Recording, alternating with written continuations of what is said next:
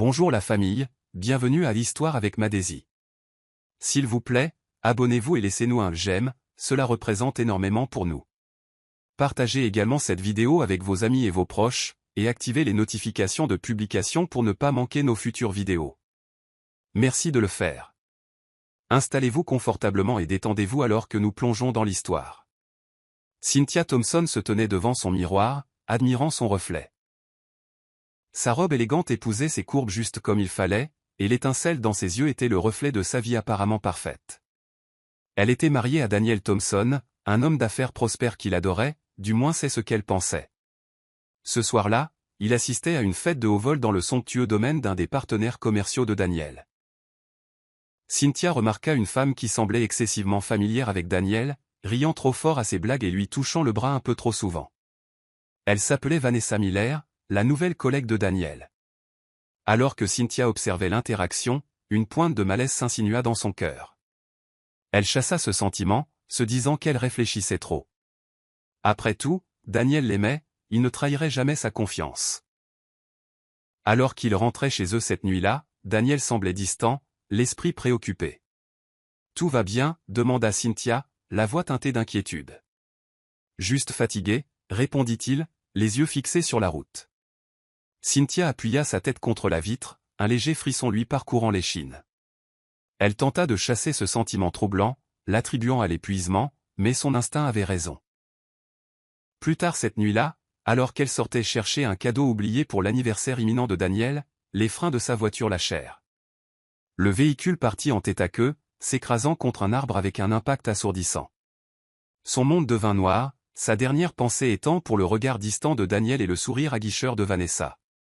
À son insu, ce n'était pas un accident. C'était le début du plan sinistre de Vanessa pour prendre sa place. La chambre d'hôpital était froide et stérile, le bip rythmique des machines étant la seule indication que Cynthia était encore en vie. Elle gisait immobile, le visage pâle, entouré de tubes et de fils. Daniel était assis à son chevet, les yeux rougis par des nuits sans sommeil. Il lui tenait la main, murmurant « S'il te plaît, réveille-toi Cynthia, j'ai besoin de toi », mais sa supplique ne rencontra que le silence. Des larmes invisibles se formèrent sous les paupières closes de Cynthia, piégées dans son corps inerte. Pendant ce temps, Vanessa entra dans la pièce, ses talons claquant sur le sol carrelé. Elle arborait un masque d'inquiétude, sa voix douce et compatissante, alors qu'elle posait une main réconfortante sur l'épaule de Daniel. « Je suis tellement désolé Daniel, je n'arrive pas à croire que cela soit arrivé. Si tu as besoin de quoi que ce soit, je suis là pour toi. » Sa voix était empreinte d'une fausse sincérité, ses yeux brillants de satisfaction. Vanessa baissa les yeux sur Cynthia, ses lèvres se retroussant en un sourire à peine dissimulé. « Tu ne l'as jamais mérité » murmura-t-elle à voix basse. Mais alors qu'elle fixait le visage de Cynthia, un frémissement attira son attention. Les paupières de Cynthia tressaillirent très légèrement. Le cœur de Vanessa rata un battement, la peur perçant momentanément sa confiance. « Non, c'est juste un spasme musculaire » marmonna-t-elle pour se rassurer. Elle rit nerveusement, balayant l'incident d'un revers de main. « Tu es partie Cynthia, tu as perdu. » Alors qu'elle quittait la pièce, son parfum s'attarda, rappel esséurant et suave de sa présence. À l'intérieur de son corps immobile, Cynthia hurlait. Elle pouvait tout entendre. Elle était vivante, piégée, et maintenant consciente de la traîtrise de Vanessa. Son combat pour la survie venait de commencer.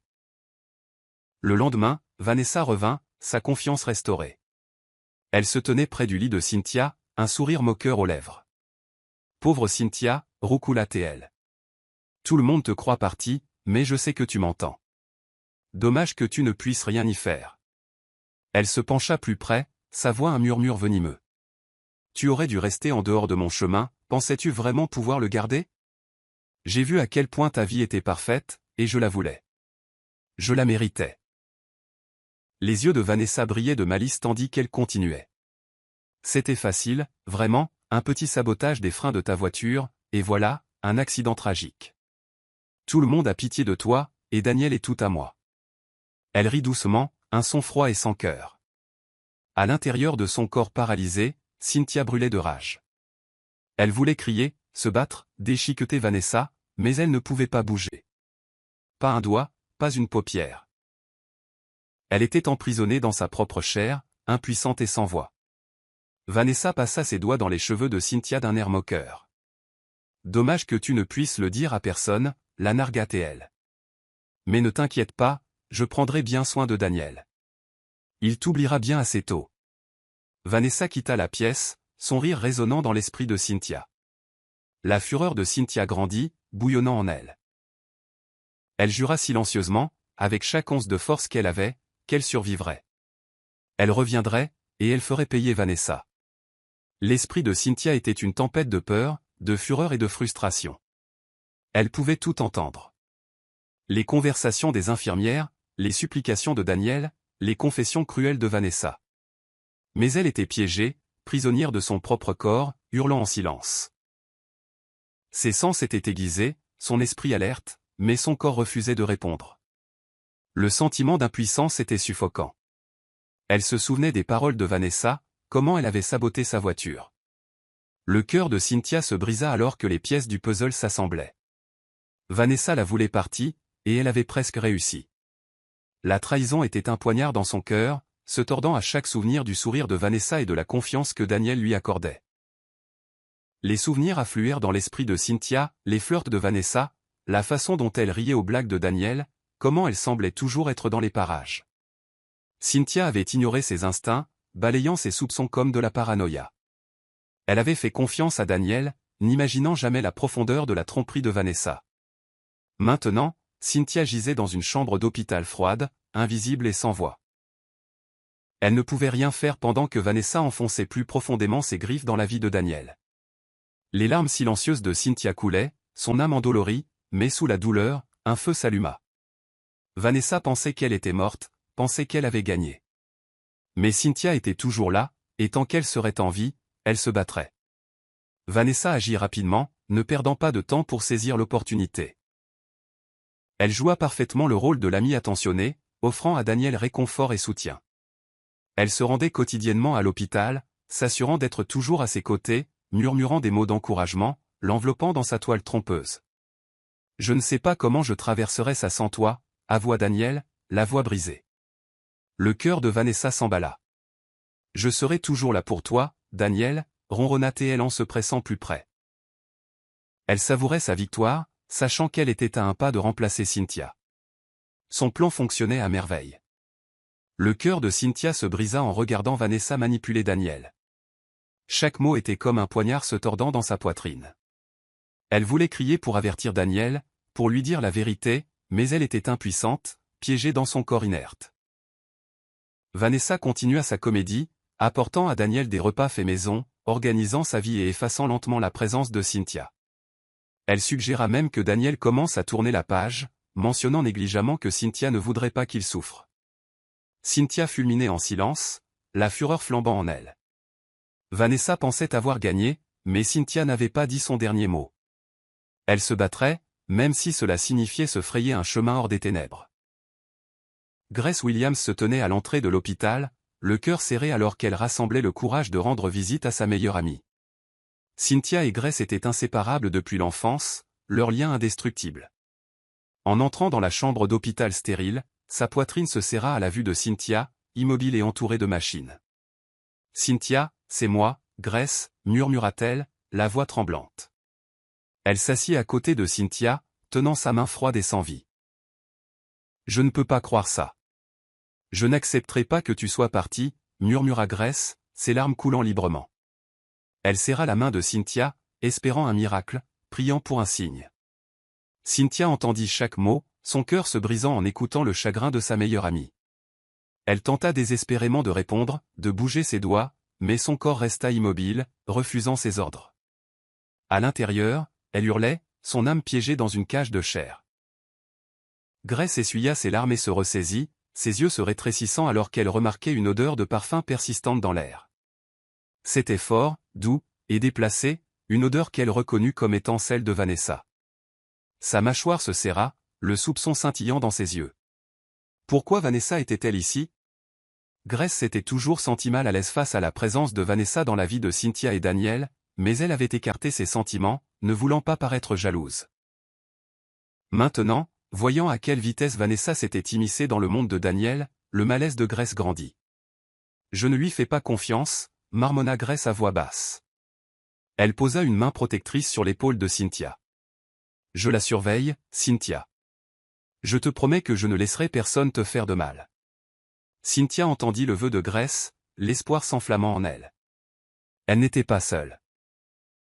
Grace sentait les ténèbres qui l'entouraient, et Cynthia s'accrocha à cet espoir, son combat silencieux devenant plus fort. Les jours passèrent, et Grace continua ses visites, refusant d'abandonner sa meilleure amie. Elle parlait à Cynthia comme si elle était éveillée, partageant des souvenirs et des moments qu'elles avaient chéris. « Tu te souviens de notre road trip, Cynthia ?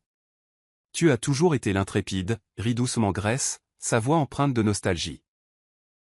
Alors qu'elle tenait la main de Cynthia, elle sentit un léger mouvement, un tressaillement presque imperceptible. Le cœur de Grace rata un battement. « Cynthia, c'était toi. » Ses yeux s'écarquillèrent, l'espoir vacillant dans sa poitrine. Elle serra à nouveau la main de Cynthia, sa voix tremblant d'anticipation. « Si tu m'entends, refais-le. » Dans sa prison de chair, Cynthia lutta de toutes ses forces, concentrant sa volonté dans le bout de ses doigts. Son doigt bougea, une tentative minuscule et désespérée de communiquer. Grace suffoqua, ses yeux s'emplissant de larmes.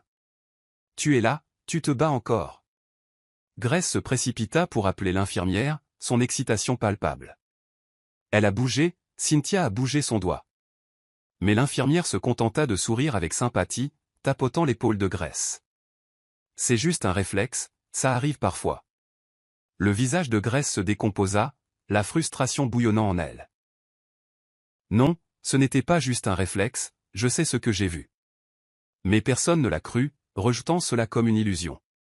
Seul dans la chambre avec Cynthia, la détermination de Grace se durcit. « Je me fiche de ce qu'ils disent. Je crois en toi, Cynthia. Je ne t'abandonnerai pas. » L'âme de Cynthia s'agita, l'espoir fleurissant en elle. La foi de Grace lui donnait de la force, une bouée de sauvetage dans l'obscurité. Elle lutta pour bouger à nouveau, pour tendre la main à son ami, pour crier la vérité.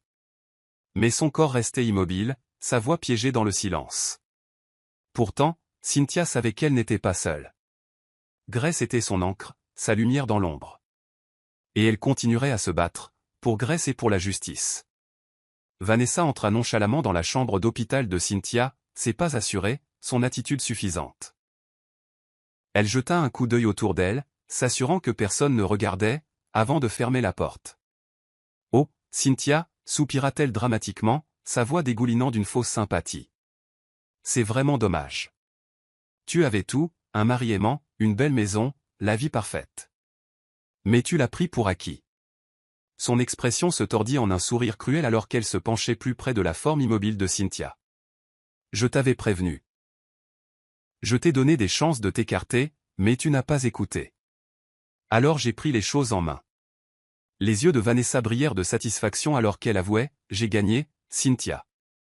Daniel est à moi maintenant. Ta vie, ton mari, tout ce que tu chérissais, tout m'appartient. » Dans son corps immobile, la fureur de Cynthia brûlait. Elle pouvait entendre chaque mot ignoble, son cœur battant de rage. Elle ordonna à son corps de bouger, de se battre, mais elle resta prisonnière de sa propre peau. L'arrogance de Vanessa grandit alors qu'elle continuait sa raillerie. « Daniel tourne déjà la page, tu sais. Je m'en suis assuré. Bientôt, ton souvenir s'estompera, et je serai la seule femme dans sa vie. » Son rire était froid, résonnant dans la pièce. Elle se pencha plus près, sa voix un murmure venimeux. « Je pars en vacances avec lui la semaine prochaine. Nous séjournerons dans cette maison de plage que tu aimais tant. C'est poétique, vraiment.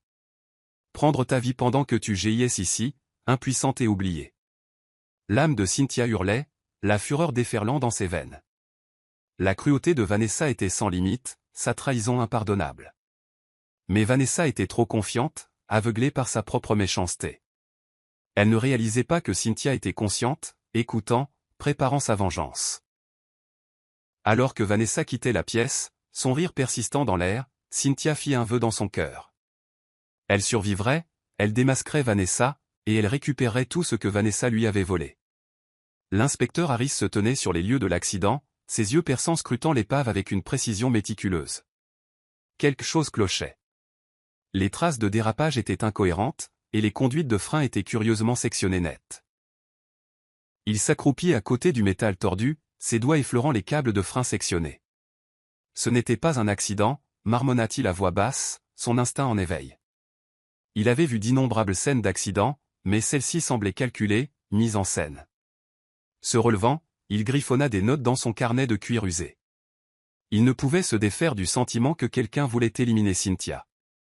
Mais qui et pourquoi? Son esprit s'emballa de questions, sa curiosité piquait au vif. Il avait besoin de réponses, et il était déterminé à les trouver. Sa prochaine étape était de parler aux personnes les plus proches de Cynthia, pour reconstituer le puzzle de sa vie. Le lendemain, l'inspecteur Harris se rendit au domicile de Daniel, son attitude professionnelle mais inquisitrice. « Je suis désolé de m'immiscer dans un moment aussi difficile, monsieur Thompson, mais je dois vous poser quelques questions sur l'accident, déclara-t-il, ses yeux ne quittant jamais le visage de Daniel. L'expression de Daniel se crispa de chagrin, sa voix tendue. « Je n'arrive toujours pas à croire que c'est arrivé. » Une minute elle allait bien, et la suivante, elle se bat pour sa vie. Vanessa apparut à ses côtés, son visage peint d'une fausse inquiétude. « Nous sommes tous dévastés, inspecteur. Cynthia est très chère à nos cœurs. » Ces mots étaient calculés, ses yeux cherchant la validation de Daniel. L'inspecteur Harris l'observa attentivement, notant la manière subtile dont elle touchait le bras de Daniel, l'étincelle possessive dans ses yeux. « Et vous êtes » demanda-t-il, feignant l'ignorance. Le sourire de Vanessa était doux, sa voix suave. « Je suis Vanessa, une amie proche de la famille. » Harris nota la façon dont ses doigts s'attardaient sur l'épaule de Daniel. Quelque chose chez elle semblait faux, forcé, comme une performance. Il griffonna son nom dans son carnet, son instinct en état d'alerte maximale. Cet ami proche avait des secrets, et il était déterminé à les découvrir. L'inspecteur Harris invita Vanessa au poste pour une déposition officielle, son attitude calme et discrète. Vanessa joua son rôle à la perfection, feignant le chagrin en racontant la nuit de l'accident. Cynthia était si pleine de vie, c'est difficile de croire qu'elle est comme ça maintenant. Murmura-t-elle, tamponnant de fausses larmes avec un mouchoir. Harris l'observa attentivement, son expression neutre. « Où étiez-vous la nuit de l'accident » demanda-t-il, la voix posée. Les yeux de Vanessa vacillèrent, une hésitation d'une fraction de seconde avant qu'elle ne réponde. « J'étais chez moi, seul. J'ai reçu l'appel de Daniel et je me suis précipité à l'hôpital. » Harris nota le léger tremblement dans sa voix, la façon dont ses doigts tripotaient l'ourlet de sa blouse. Il se pencha en arrière, son regard inflexible. « Étrange. Daniel a mentionné que vous étiez à la fête. » Le visage de Vanessa pâlit, la panique brillant dans ses yeux avant qu'elle ne se reprenne rapidement. « Oh, oui, j'y étais, mais je suis parti tôt. Je ne me sentais pas bien. » Les lèvres d'Harris tressaillirent, son soupçon grandissant. Son histoire était incohérente, son attitude répétée. Il sentait la tromperie et avait l'intention de la démasquer. Harris poursuivit son interrogatoire, son ton désinvolte mais stratégique. « Avez-vous remarqué quelque chose d'inhabituel à propos de la voiture de Cynthia cette nuit-là » Les yeux de Vanessa s'écarquillèrent, sa voix faiblissant. « Et non, rien du tout. » Mais ensuite elle dérapa. Sauf que, ses freins étaient toujours si sensibles. Je me souviens lui avoir dit qu'elle devrait les faire vérifier. Les yeux d'Harris se rétrécirent, son pouce accélérant. Les freins ? Intéressant. Daniel n'a rien mentionné à propos de problèmes de frein. Vanessa réalisa son erreur, son visage rougissant de peur. Oui, j'ai du mal me souvenir. Ce n'était qu'une pensée passagère. Mais Harris en avait assez entendu. Elle en savait trop sur l'état de la voiture, trop de détails qu'elle n'aurait pas dû connaître. Il mit fin à l'interrogatoire, la regardant fuir le poste à pas précipités. « Tu caches quelque chose, Vanessa » marmonna-t-il, sa résolution se durcissant. « Et je vais découvrir quoi ?»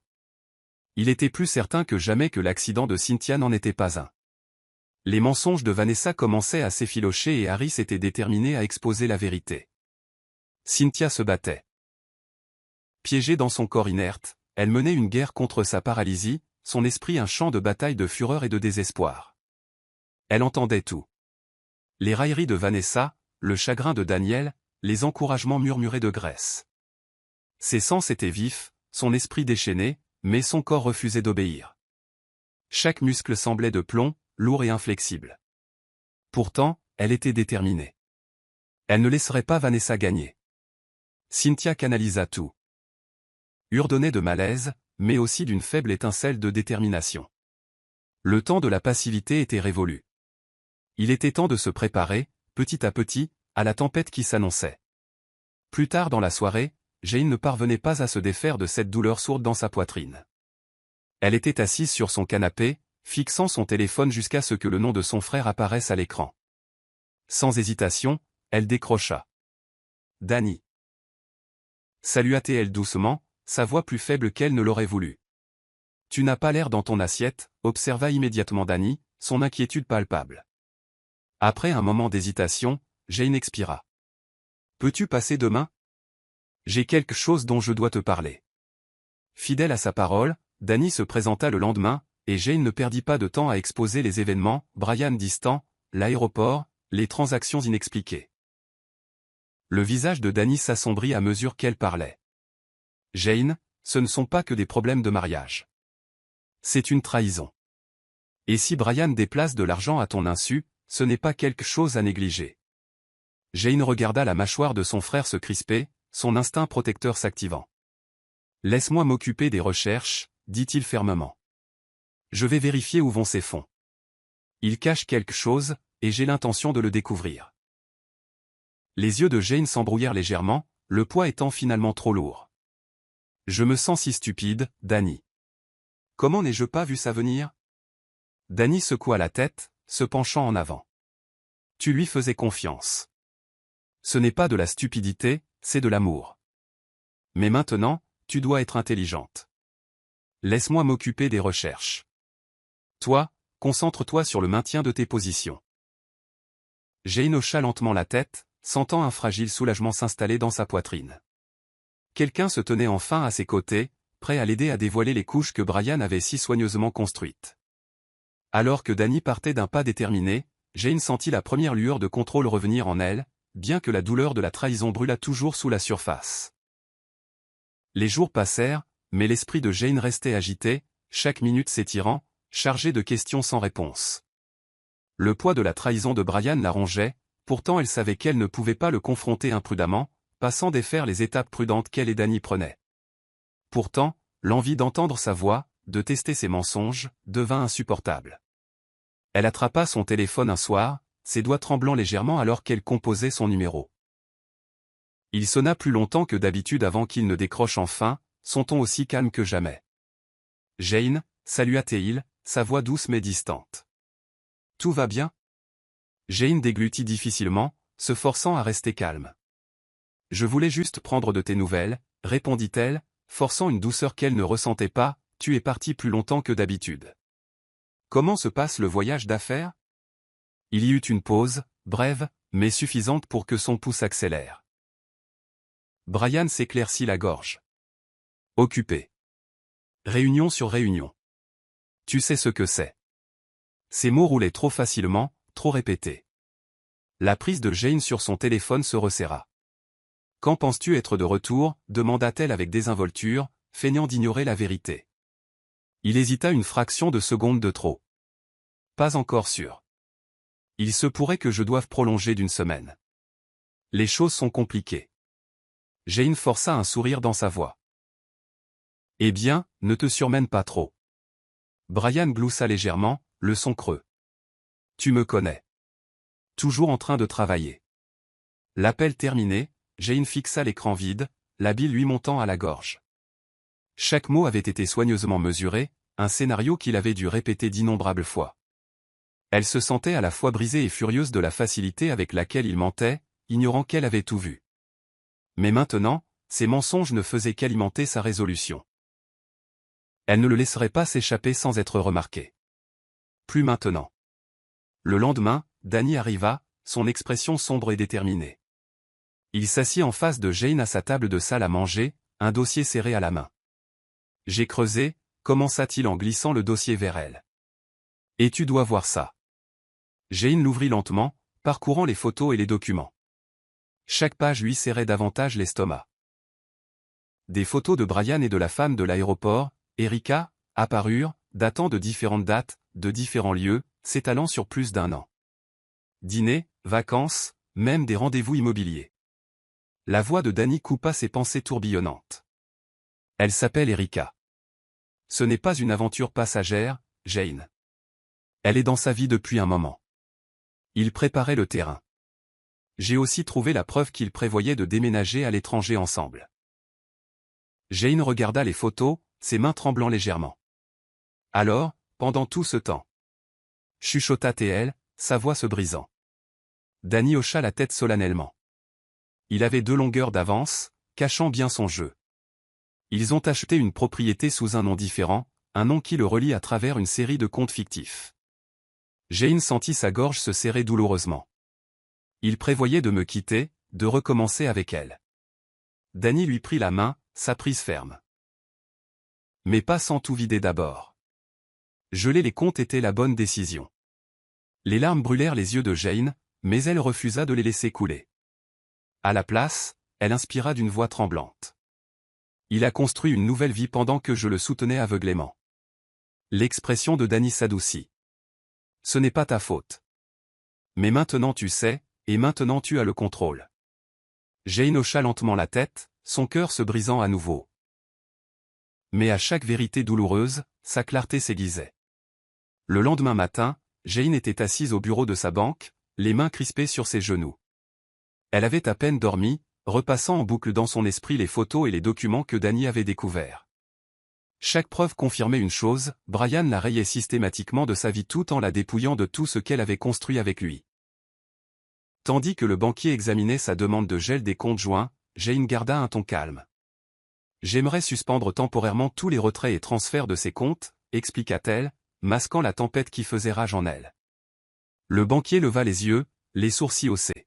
« Tout va bien, Madame Lawson ?» Jane offrit un sourire poli, presque indifférent. « Juste une précaution. Affaire de famille. » Une fois les formulaires nécessaires signés, Jane sortit de la banque, le cœur battant, mais c'est pas assuré. Elle appela Amber immédiatement, sa voix basse. « C'est fait. Les comptes sont gelés. » Amber expira à l'autre bout du fil. « Bien. Tu as fait le premier pas, Jane. » Il ne s'y attendra pas, le regard de Jane dériva vers l'horizon lointain alors qu'elle chuchotait, « Je lui ai tout confié, Amber, et il a failli tout prendre. » La voix d'Amber s'adoucit, mais il ne l'a pas fait. « Tu as une longueur d'avance maintenant. » Alors que Jane terminait l'appel, elle sentit une résolution tranquille s'installer dans sa poitrine. Il y avait encore beaucoup à affronter, mais pour la première fois depuis des semaines, elle ne restait pas immobile. Elle n'attendait plus d'être prise au dépourvu. Elle reprenait le contrôle, un geste à la fois. Il ne fallut pas longtemps avant que le téléphone de Jane ne vibre, le nom de Brian clignotant sur l'écran. Son cœur battait la chamade, mais elle se ressaisit avant de répondre. « Jane » aboya brusquement la voix de Brian, masquant à peine son agitation. « Pourquoi les comptes sont-ils gelés? J'ai essayé d'accéder à des fonds, et tout est bloqué. Que se passe-t-il ?» Jane garda un ton calme, faussement doux. « Oh, j'ai pensé qu'il serait préférable de sécuriser les choses pendant ton absence. Tu es parti si longtemps, et j'ai remarqué des transactions inhabituelles. C'est juste par précaution. » Un instant, il y eut un silence à l'autre bout du fil, comme s'il recalibrait sa réponse. Puis vint le rire forcé. « Jane, tu es paranoïaque. Ces transactions? Liées aux affaires. Tu sais comment fonctionnent ces contrats. » Elle serra les lèvres, sa voix ferme. « J'en suis sûr, mais jusqu'à ton retour, les comptes resteront tels quels. Il vaut mieux être prudent. » Le ton de Brian se durcit, le tranchant indubitable. « Tu as dépassé les bornes, Jane. Ce n'est pas comme ça que nous fonctionnons. Les débloquer immédiatement serait la chose intelligente à faire. » Jane serra la mâchoire, ravalant la blessure et la colère qui bouillonnaient en elle. « Je suis sûr que tu te débrouilleras, » dit-elle froidement, puis mit fin à l'appel avant qu'il ne puisse répliquer davantage. Ses mains tremblaient légèrement alors qu'elle posait le téléphone, mais elle refusa de douter d'elle-même. Plus de soumission docile. Amber appela quelques minutes plus tard, sa voix prudente. « Il l'a découvert ? Jane expira d'une voix tremblante. Oui, et il est furieux. La voix d'Amber se remplit d'assurance. Bien, laisse-le être. Il réalise que tu n'es plus sous sa coupe. Jane se tenait près de la fenêtre, regardant au loin, son cœur toujours lourd, mais alimenté par la conscience qu'elle avait enfin perturbé les plans soigneusement établis de Brian. Quelques jours plus tard, le téléphone de Jane sonna à nouveau, mais cette fois c'était un numéro inconnu. Curieuse mais prudente, elle répondit, pour n'entendre qu'une voix qui lui glaça le sang. Jane Lawson, n'est-ce pas? Le ton de la femme était empreint de condescendance, doux mais tranchant. Je suis Erika, je crois que nous nous sommes rencontrés. Indirectement. Jane sentit sa gorge se serrer, mais elle resta silencieuse, laissant la femme continuer. J'ai pensé qu'il était temps que nous parlions, de femme à femme. J'ai entendu dire que vous vous étiez mêlé de certaines choses, gelant des comptes, rendant les choses difficiles pour Brian. La prise de Jane sur le téléphone se resserra, sa voix glaciale. Je ne fais que protéger ce qui m'appartient. Erika rit légèrement, le son peu sincère.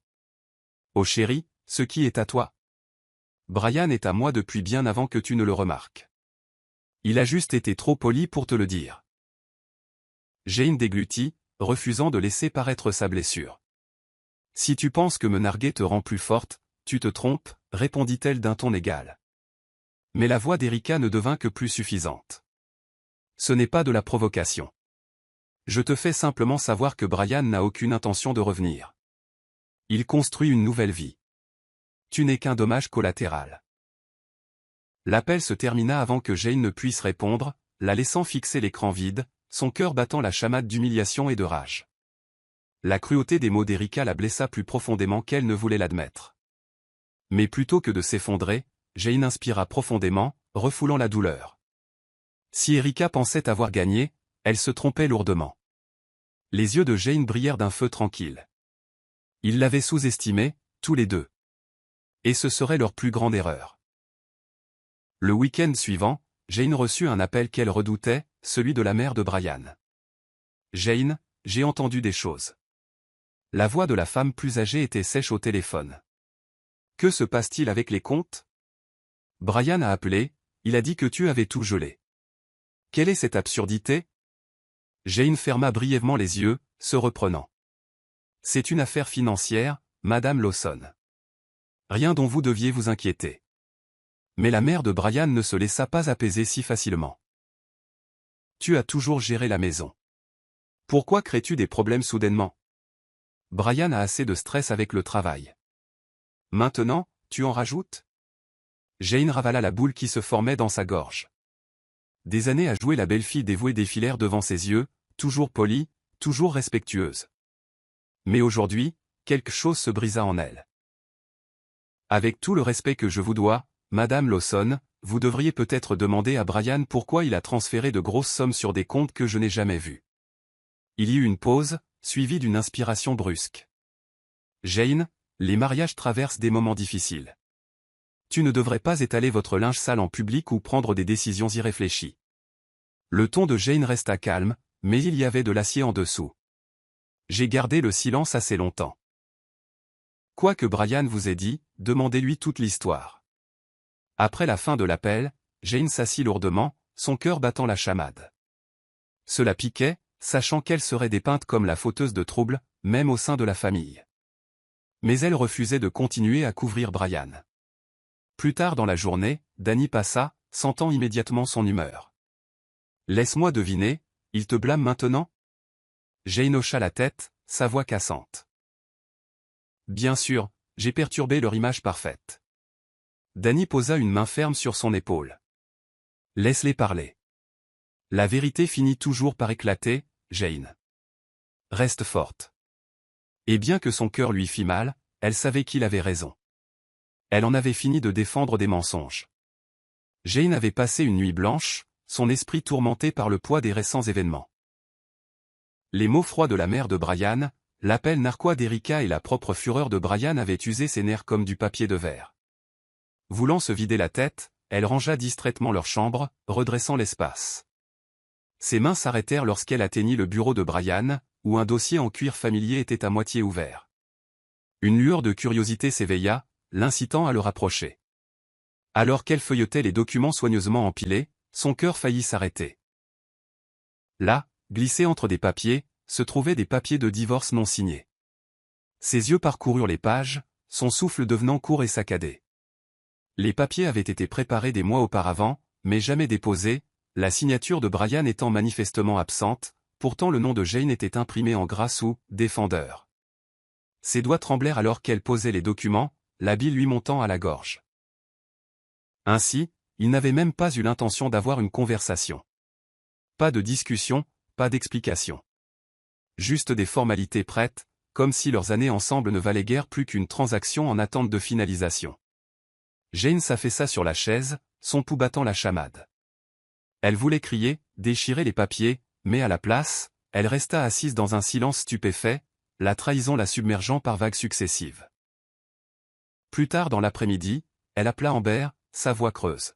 « Amber, j'ai trouvé des papiers de divorce. Ils sont prêts depuis des mois. » Il y eut une longue pause avant que la voix d'Amber ne s'adoucisse. « Je suis tellement désolé, Jane, mais maintenant tu sais exactement où il en est. Tu dois décider où tu en es. » Jane hocha la tête, serrant fermement le téléphone. Malgré le choc et la douleur, une chose s'était cristallisée. Brian avait prévu de se débarrasser d'elle discrètement, mais elle ne se laisserait pas écarter aussi facilement.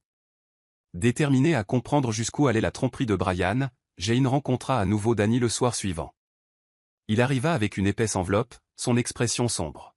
« J'ai trouvé autre chose, » dit-il sans préambule, s'asseyant en face d'elle.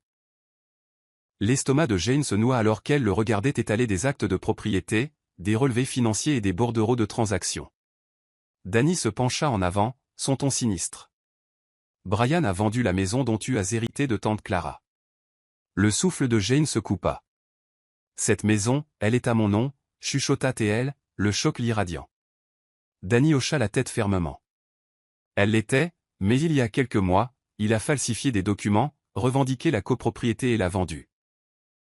L'argent est allé sur des comptes offshore liés à une société écran, une société qui lui est connectée. » Les mains de Jane tremblaient alors qu'elle parcourait les preuves accablantes. « Il a vendu la maison de ma famille sans me le dire. » Sa voix se brisa, la trahison s'enfonçant plus profondément qu'elle ne l'aurait cru possible. La mâchoire de Danny se serra. « Il n'a pas seulement prévu de partir, Jane. Il a prévu de te laisser sans rien. » Elle secoua la tête, sa gorge brûlant. « Depuis combien de temps préparait-il ça ? » Les yeux de Danny s'adoucirent légèrement. « Plus longtemps que tu ne le pensais. Mais maintenant, tu as les preuves. Chaque mouvement qu'il a fait, chaque centime qu'il a essayé de détourner, il y a une piste. » Jane déglutit difficilement, fixant les dossiers qui mettaient à nu l'étendue de la trahison de Brian. La maison avait été un symbole de sécurité, de famille, et maintenant même cela avait disparu. Mais la douleur dans sa poitrine se transforma lentement en quelque chose de plus froid, de plus constant, une résolution tranquille. Il lui avait déjà assez pris, plus maintenant. Jane attendit que Danny soit parti avant que le poids de tout ce qu'elle avait découvert ne s'effondre sur ses épaules. Elle erra sans but dans la maison silencieuse, ses doigts effleurant les bords des cadres photos, les coins familiers, tous autrefois remplis de rires et de rêves partagés. Maintenant, il semblait vide, dépouillé de sens. Les documents que Danny lui avait donnés gisaient intacts sur la table de la cuisine, mais ils brûlaient dans son esprit. Lentement, ses pas faiblirent, et elle s'affaissa sur le sol, incapable de retenir plus longtemps ses larmes. Ses sanglots secouaient son corps, la douleur qu'elle avait essayé de contrôler trouvant enfin son chemin. Elle serra ses genoux contre sa poitrine, les murs silencieux témoins de son effondrement.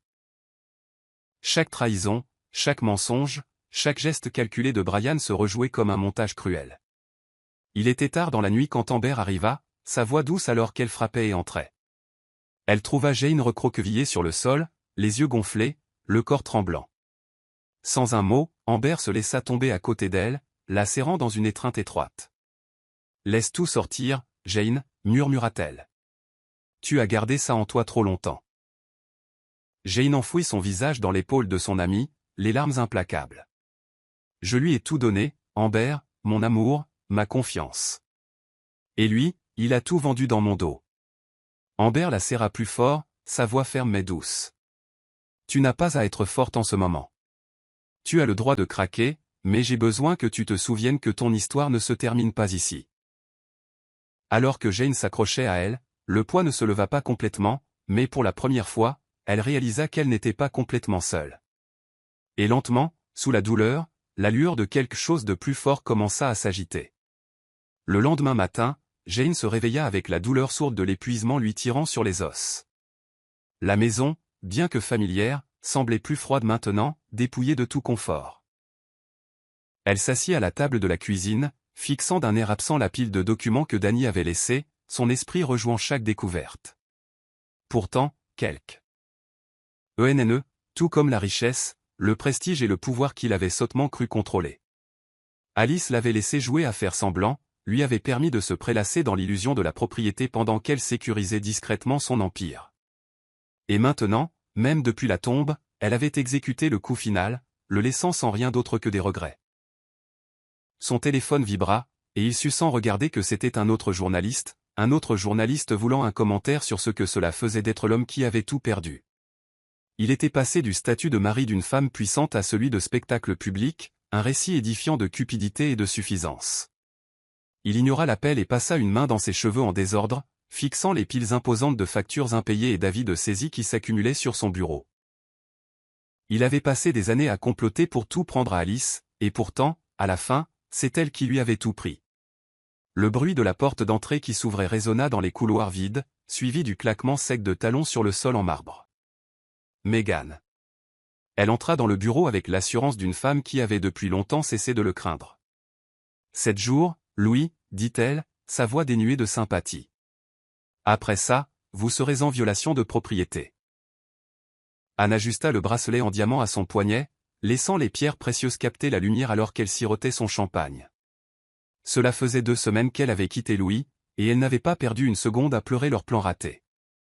Elle avait appris très tôt dans la vie que les hommes comme Louis n'étaient utiles que lorsqu'ils avaient du pouvoir, et maintenant qu'il n'était plus qu'un imbécile déshonoré, il ne servait plus à rien dans sa vie. Alors elle était passée à autre chose, rapidement, efficacement, comme elle le faisait toujours. Elle était maintenant assise dans un salon exclusif sur le toit au cœur de la ville, les jambes élégamment croisées, son corps drapé dans une robe de créateur achetée par son nouveau compagnon. En face d'elle était assis Grégory Laurent, un riche investisseur qui avait été plus qu'heureux de l'accueillir dans son monde. Grégory appartenait à la vieille fortune, quelqu'un qui ne courait pas seulement après la richesse mais y était né. Elle jouait avec le pied de son verre, penchant légèrement la tête tandis que Grégory parlait de sa dernière affaire. Elle n'écoutait pas vraiment. Elle n'en avait pas besoin.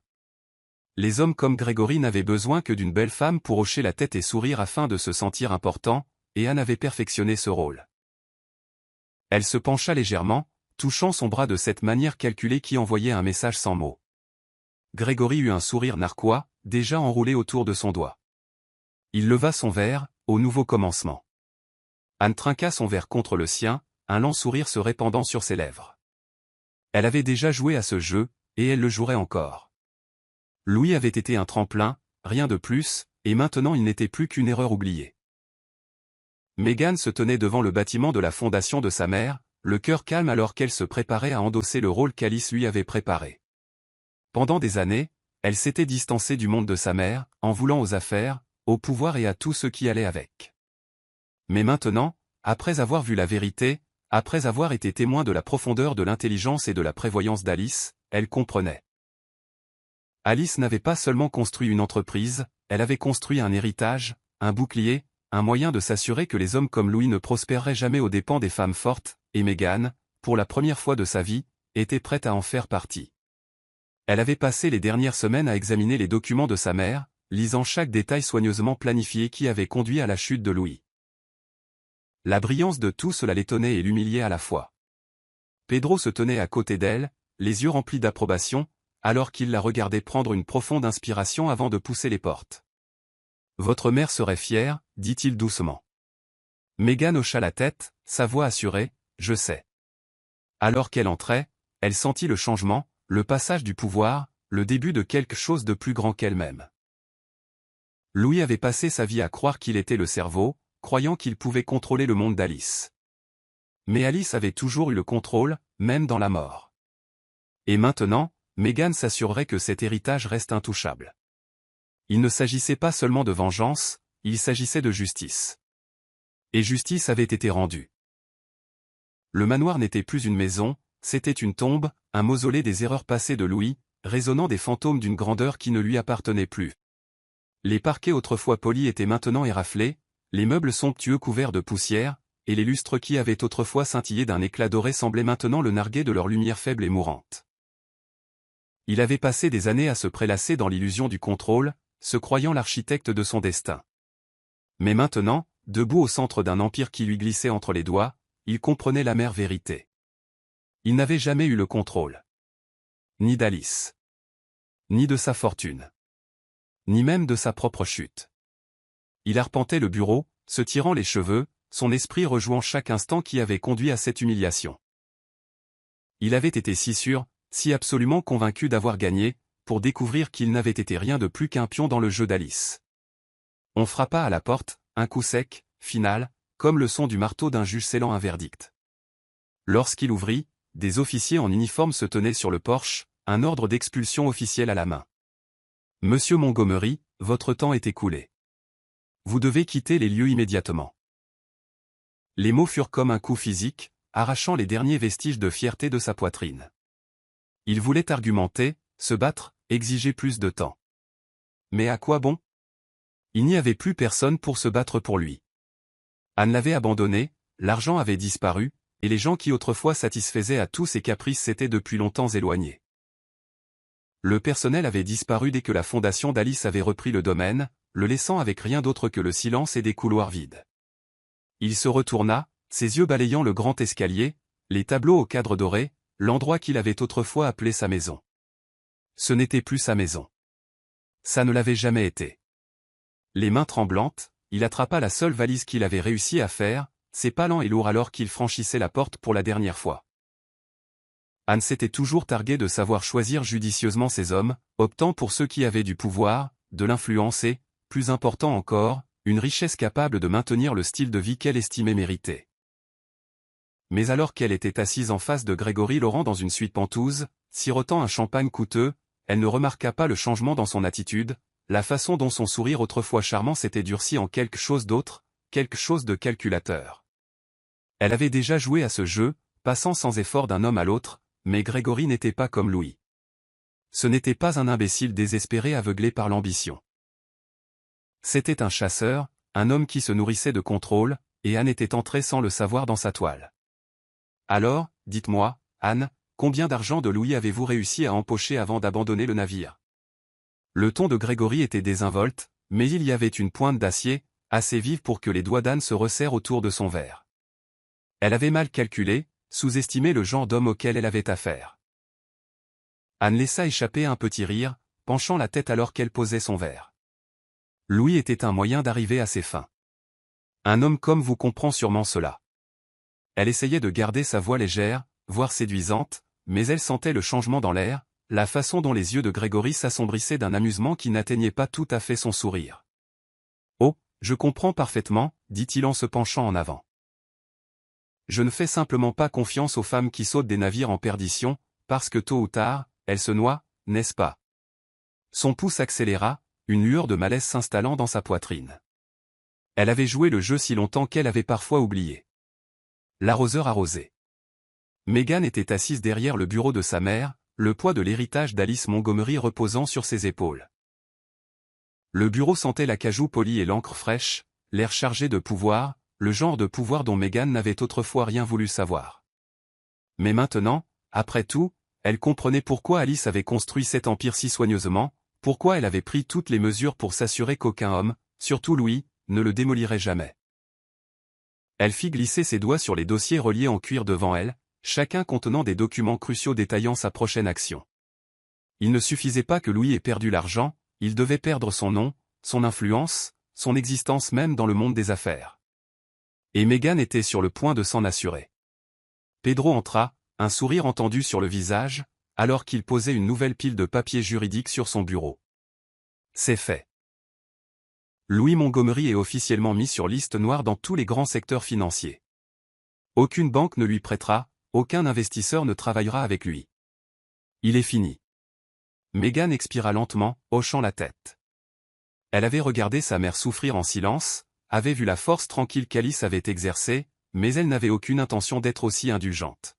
« Et les médias ?» demanda-t-elle, sa voix calme mais ferme. Pedro eut un sourire narquois. Il publie toute l'histoire, chaque détail sur la façon dont il a essayé de voler sa richesse, comment il a tout perdu, et comment il a été déjoué par la femme même qu'il avait sous-estimée. D'ici demain matin, Louis Montgomery ne sera plus qu'une note de bas de page déshonorée. Meghan s'autorisa un petit sourire. Parfait. Louis était assis sur le canapé usé de son appartement d'une chambre miteux, fixant l'ampoule vacillante qui éclairait à peine la pièce. Les murs, autrefois ornés d'œuvres d'art et d'une décoration extravagante, étaient maintenant nus et tachés. Un contraste saisissant avec le manoir qu'il avait autrefois appelé sa maison. Le silence autour de lui était assourdissant, pesant sur lui comme un poids insupportable, lui rappelant qu'il n'y avait pas de domestique, pas de dîner somptueux, et pas d'événements mondains pour le distraire des épaves de sa vie. Il avait autrefois été un homme qui commandait le respect, un homme dont le nom avait de l'influence, mais maintenant il n'était plus qu'un murmure de scandale dont les gens aimaient bavarder. Les journaux s'en étaient assurés. Sa chute avait été aussi publique qu'humiliante, avec des gros titres détaillant sa déchéance, son expulsion et la trahison ultime par la femme même pour qui il avait tout risqué, Anne. Un coup à la porte le fit sursauter. Il n'avait pas eu de visiteurs depuis des semaines. Ses comptes bancaires étaient gelés, ses contacts professionnels avaient rompu les liens, et les soi-disant amis qui l'entouraient autrefois lors de fêtes coûteuses avaient disparu dès qu'il n'était plus un homme fortuné. D'un pas lent et hésitant, il ouvrit la porte, s'attendant à un collecteur de dettes ou à un autre avertissement d'expulsion, mais il trouva à la place Meghan, son expression indéchiffrable. Elle entra sans attendre d'invitation, sa présence remplissant le petit espace d'une dominance qui lui rappelait Alice. Elle regarda autour d'elle, son regard balayant le papier peint qui s'écaillait et les bouteilles d'alcool vides avant de finalement se poser sur lui.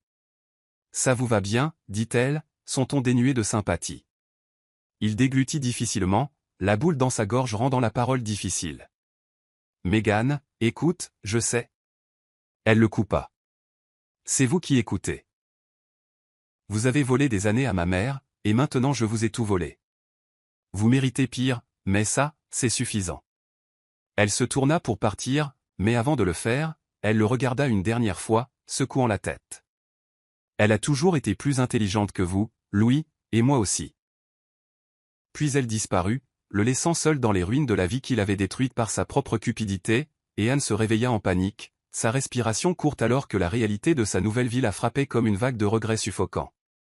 Fini les draps de soie, les pantouses avec vue sur l'océan et les soirées arrosées de champagne.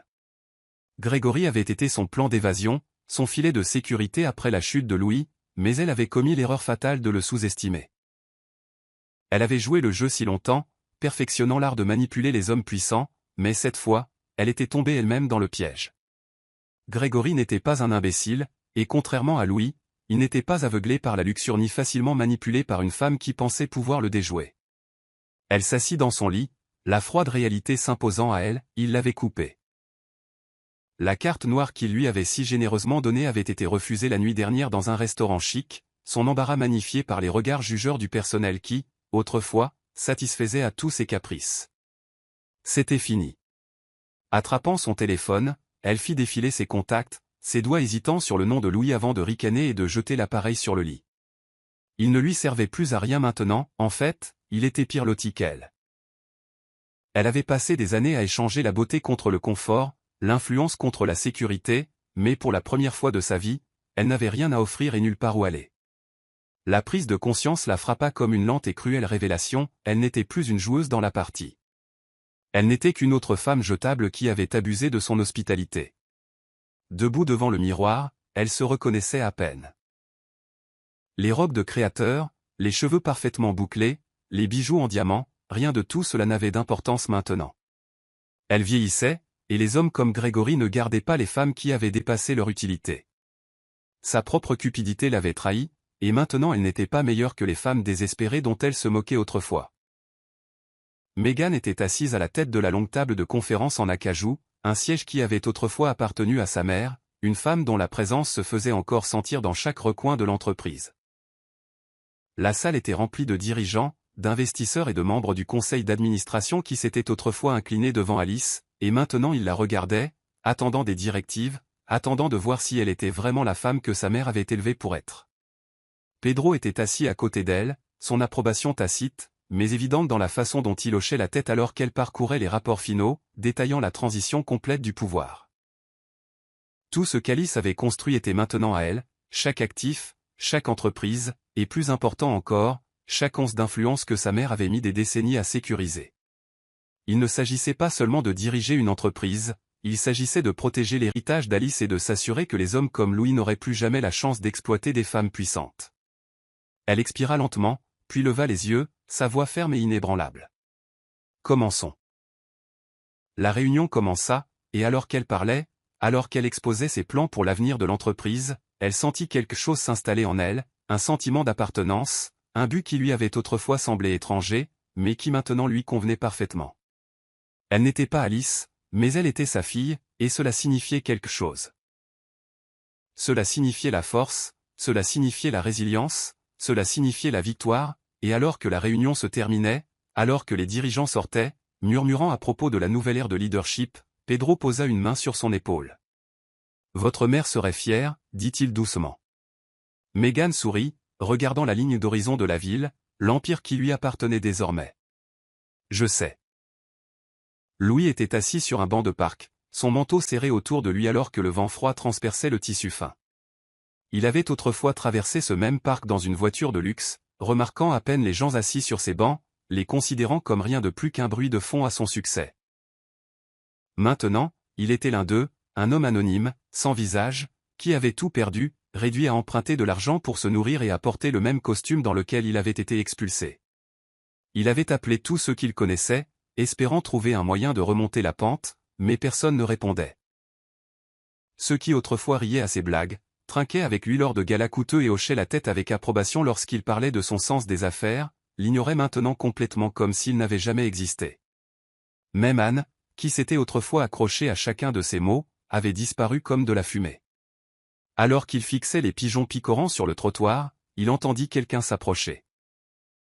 Levant les yeux, il rencontra un visage familier, un ancien associé, un homme qui lui avait autrefois demandé conseil en matière d'investissement. « Louis Montgomery ?» demanda l'homme, sa voix empreinte d'incrédulité. « Je pensais que vous aviez quitté le pays ou quelque chose comme ça. » Louis força un sourire, mais il était faible, une ombre de son arrogance passée. « Les choses ne se sont pas passées comme prévu, » admit-il. L'homme gloussa, secouant la tête. « Mec, c'est un euphémisme.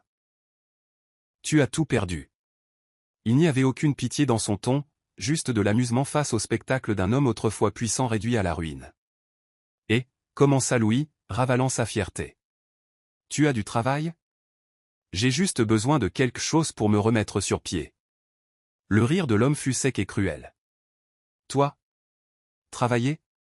Désolé Montgomery, mais tu ne corresponds plus à la description du poste. » D'une tape moqueuse sur l'épaule de Louis, il s'éloigna, laissant Louis fixer le sol, son dernier espoir s'effritant en poussière. Anne entra dans le club faiblement éclairé, l'odeur d'alcool bon marché et de désespoir épaisse dans l'air. Les jours où elle sirotait du champagne dans des hôtels de luxe étaient révolus, remplacés par du vin bon marché et la réalité suffocante de sa propre chute. Elle avait essayé, bien sûr, essayé de trouver un autre homme riche, essayé de se frayer un chemin dans les cercles sociaux auxquels elle avait autrefois appartenu, mais les portes se claquaient à son nez plus vite qu'elle ne pouvait frapper. Les hommes fortunés qu'elle avait autrefois divertis l'évitaient maintenant. Chuchotant qu'elle avait misé sur le mauvais cheval, qu'elle avait perdu son ticket d'or en se liant à Louis Montgomery. Sans argent, est-ce